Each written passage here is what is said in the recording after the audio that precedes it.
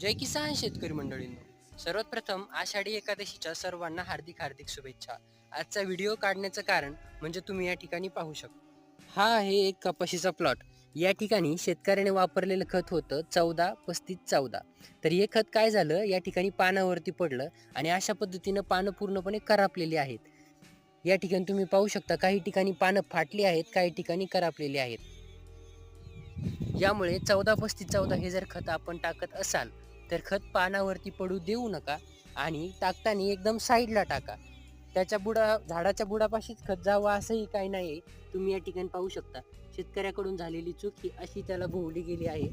यानंतर डायरेक्ट एक स्प्रे घेण्यात आला रिकव्हरी होण्यासाठी. ह्युमिक ॲसिड, फुल्विक ॲसिड 1840 म्हणजेच DAP, लिक्विड DAP आणि एक टॉनिक. नक्कीच या व्हिडिओमधून आपल्याला आपल्या कपाशी पिकामध्ये काय चूक करायची नाही हे कळाले असेल.